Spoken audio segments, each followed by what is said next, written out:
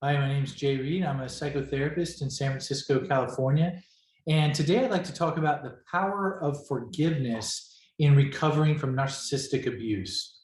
In today's video, I'm going to talk about a component of the, process or path of recovery from narcissistic abuse that might at first blush kind of be met with some doubt, contention, or even rejection of this idea.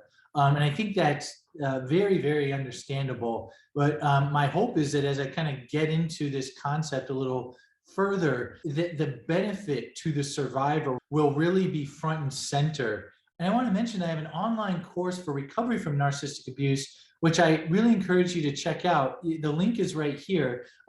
It goes through a three-pronged strategy for recovery that involves making sense of what happened, gaining distance from a narcissistic abuser, and defying the rules for living that the narcissistic abuser insisted upon. And there's concrete tactics that help you kind of achieve each of those three steps. So to start with, why on earth would someone forgive the person, the narcissistic abuser, who treated them so viciously with such seeming little remorse, and maybe who seemed to kind of get away with it? One might feel like to forgive would just be an extension of the kind of people-pleasing, accommodating thinking that one may have had to engage in order to survive the abuse. Something like, hey, wouldn't that imply that I'm sort of saying to the abuser that what they did to me was and or is okay? Wholly, again, understandable to kind of to have those as first reactions, and maybe you don't too. But if you do, I think, yeah, I just want to say at the outset that makes sense to have that reaction. The first thing I'd like to do before kind of getting into the meat of what forgiveness, first of all, means and why I think it can be ultimately a benefit to the survivor of narcissistic abuse, is to kind of like frame it in the process of recovery, or where it can hold value for the survivor. I think generally speaking, it can be useful in the later stages of recovery from narcissistic abuse, because I think it's very important that one know and understand, first of all, what happened to some degree. It can involve educating yourself about really like psychopathology, such as narcissism, and how that may have been brought to bear upon your experience. Feeling some of the indignation of the suffering you were made to experience, and telling safe other people your story. Because oftentimes in the throes of narcissistic abuse, one of the abusive aspects of it is that there's nobody to tell how one is being, in essence, victimized by the narcissistic abuser. So those, I think, are steps that certainly cannot be skipped over. And the other piece that needs to be in place, I think, before this notion of forgiveness can be usefully contemplated, is securing your own safety, emotional, psychological, and certainly physical. So, of course, as I've said many times, that typically involves gaining distance from the narcissistic abuser or narcissistically abusive system, like a family, so that you're not under current threat from those kinds of attacks. That, as I mentioned, again, it's as if our systems need to be able to register that the actual threat is no longer imminent. That is needed, even though it may very much seem like it is in terms of certain instances in one's current life, very much reminding or feeling similar to the ways one was treated before. Knowing that, like, okay, this is a cue that is reminding me in a kind of procedural way of what I was put through, as opposed to, let's say, my narcissistically abusive parent comes and kind of, yells and berates me every day where I live. That latter case would be something that I think distance would need to be created and enforced with that type of a person, so that one's nervous system gets to kind of feel convinced that they are no longer under immediate threat. So, assuming those pieces are in place, of that, you've been able to make sense of what happened, tell your story, and there's a degree of safety, literal safety you've achieved for yourself from the narcissistic abuser, oftentimes the process of recovery can at times feel as though it gets stuck. That when one brings up the narcissistic abuser in their own mind, there may be a feeling of indignant anger, but those the thoughts or the kind of images and the state one feels in bringing that person up can feel highly energized in a sort of way that sort of demands one's full attention. And in a way, it often can kind of feel like it throws you back to being in that moment and suffering the kind of abuse that one already survived.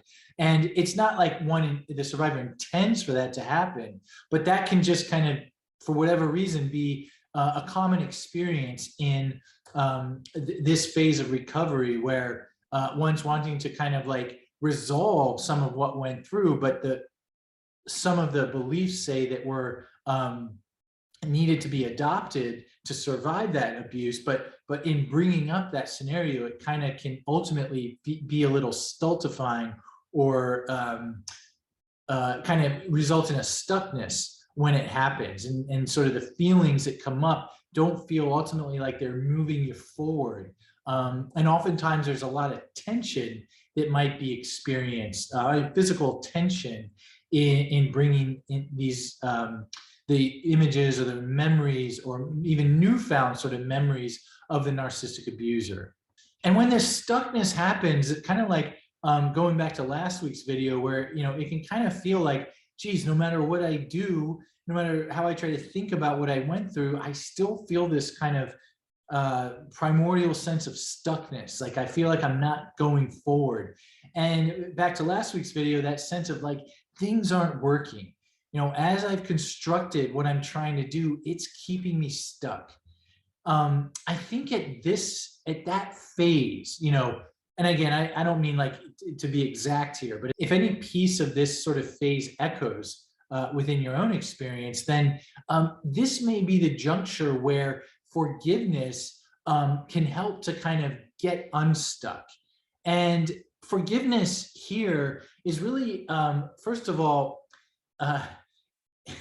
in some ways, it's kind of like the it can be thought of as the F word of sorts, because if you've been abused in this manner, the notion of forgiveness, back to what I was saying earlier, is like, yeah, right. Like I'm not going to forgive someone who didn't even think my forgiveness was of value to them. They just seem to treat me so ruthlessly and maybe even vilely.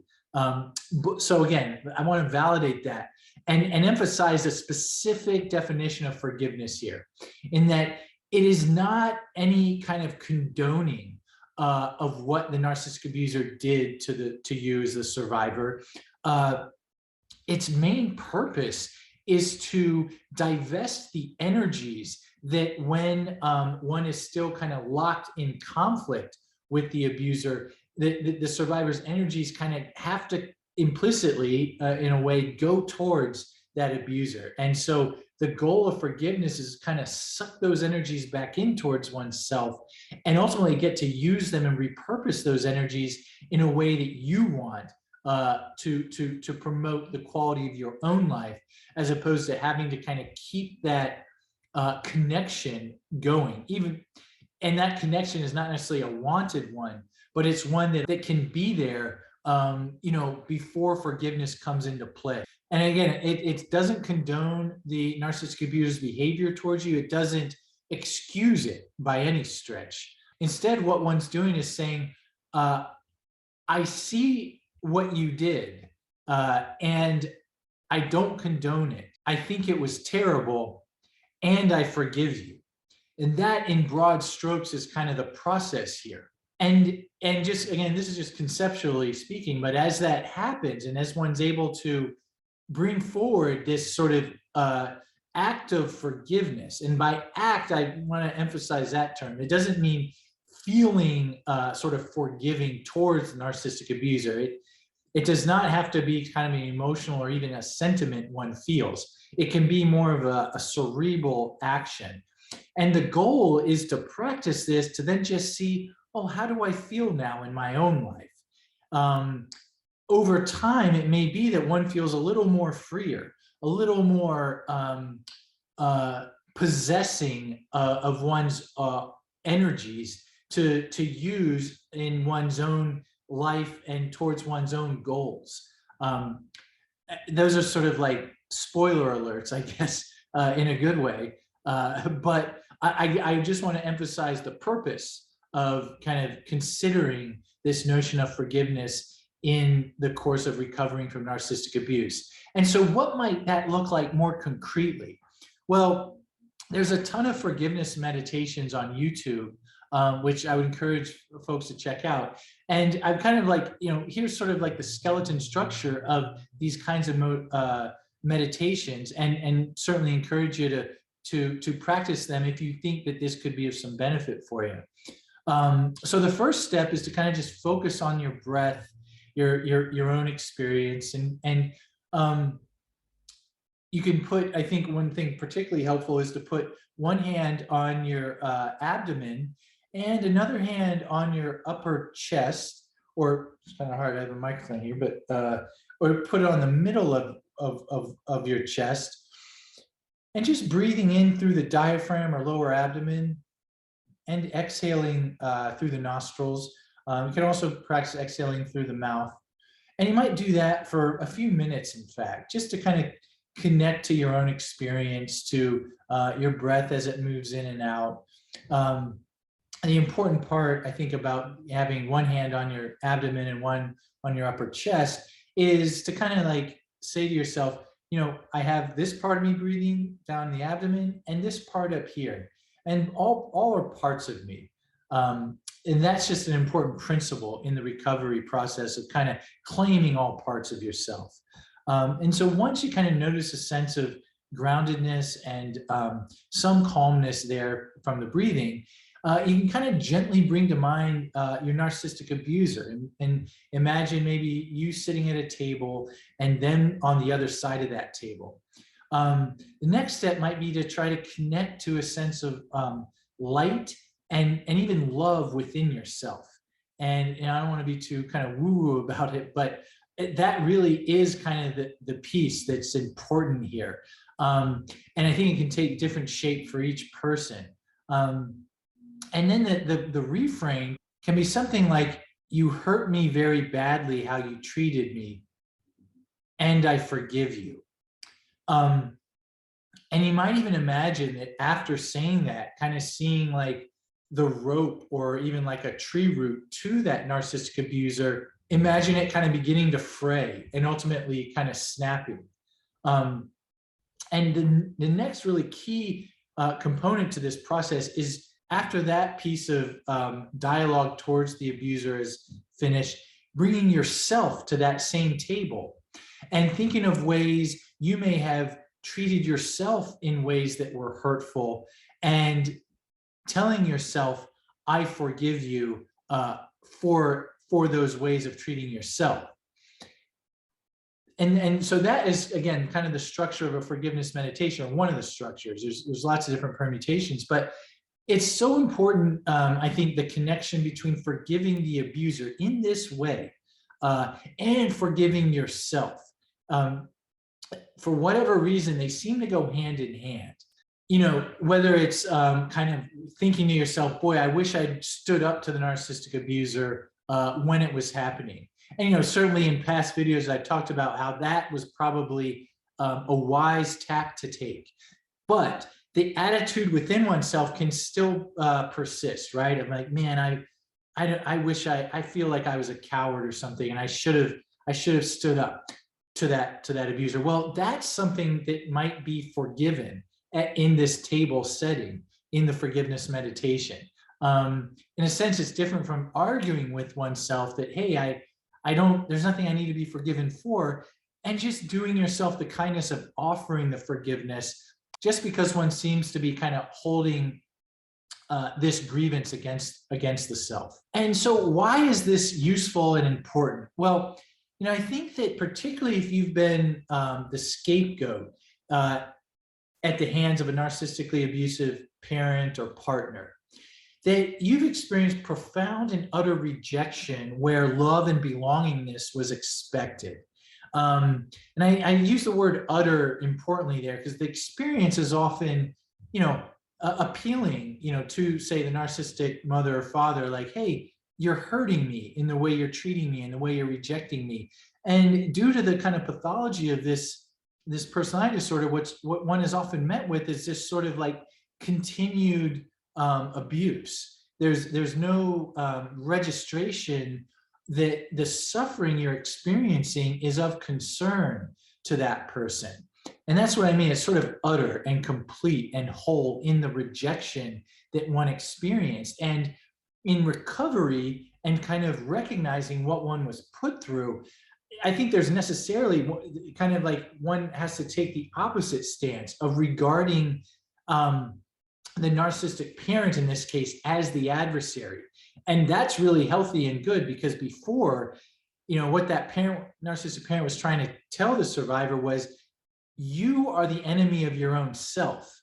And so it's an important part to say, no, I'm not the enemy. This person, my parent, was the enemy. And as that process kind of unfolds, and again, you get to tell that to others, you get to gain distance from that person, then the opportunity may present itself to say, okay, maybe now I can shift. Because although it's important to go from like treating yourself as your own adversary to treating the abuser as your true adversary, when we do that, there's still this kind of, one is still kind of away from the flock of humanity, as it were. I don't know how else to put it, but it's sort of like, as though it goes from like the abuser saying, damn you, scapegoat. And then, in this phase, it's like, oh, no, not damn me, damn you, abuser. And in that adversarialness, there's this sort of like, I'm still not a part of it can feel like humanity. I don't belong anywhere. I'm at odds with my enemy, which is much better than believing what my enemy was telling me and seeing myself as my own enemy. But by holding this person as my enemy, I'm still at odds with people in a very fundamental way. That's, again, a necessary, I think, phase to go through. But I think that the purpose of forgiveness, again, is not to have a reunion with one's abuser, but for oneself to say, okay, and now I forgive you, to this, enemy, as it were, can afford one a sense of kind of coming back into the pack of humanity that maybe is really hard to do when one's in a state of kind of reciprocal rejection with the narcissistic abuser, because that state, it kind of leaves in place something that endorses, I think, that rejection thesis that the survivor kind of suffered at the hands of the narcissistic abuser, that whenever people come together, someone's going to get rejected. And if you survive this kind of treatment, it happened to be you. I think the growth that can be afforded here is saying, ultimately, I don't want to persist this kind of a paradigm of rejection being an inevitability in relationships. Again, it doesn't mean getting back together with such abusive people, but it does mean dropping that adversarial stance and having a shot at coming back towards the kind of pack of humanity. And I think that really gets felt in that second phase of the kind of forgiveness meditation, where one's really exercising forgiveness towards oneself. And as that gets experienced, there's kind of a coming together with oneself that can very much mimic what it feels like when coming together with other safe people. And ultimately, the practice of forgiveness can help one feel able to more fully participate in these safe relationships. That somehow or another, it seems like the holding of the adversarialness with the narcissistic abuser can sometimes make it sort of feel like a piece has to be held back from fully kind of being there and being present and enjoying the safety and ultimately love and care that can be offered in relationships with safe people. And lastly, somewhat maybe paradoxically, sometimes the act of forgiveness can de-energize, again, that energy that that memories of the abuse can get charged with when working through recovery. Because it's sort of saying like, I can't do anything to change what happened, but I now have the power to say, I am no longer going to be occupied with how I was hurt. I forgive that individual who hurt me. And that, again, implies that now there's other things, other directions I want to move towards. Well, I hope this was helpful today in this phase and this kind of concept and notion of how forgiveness can be used solely really for the benefit of the survivor. And although it can feel challenging and maybe perhaps a little powerless at the outset, or to kind of accept a sense of powerlessness or have to surrender to it, that ultimately it can be, I think, very much to one's benefit in their recovery process. Well, thank you for tuning in this week. I did want to mention that if you're interested in topics like this, that I've created an online course for recovery from narcissistic abuse that really gets in much greater depth a three-pronged approach to recovering, and kind of exercises one can do within oneself and in one's life and the way it's structured to, to offer oneself a sense of healing from the kind of damage that can be experienced in the course of narcissistic abuse. And you can check it out here at the link. And otherwise, I look forward to posting next week, Sunday at 9 a.m. Pacific time. Take care.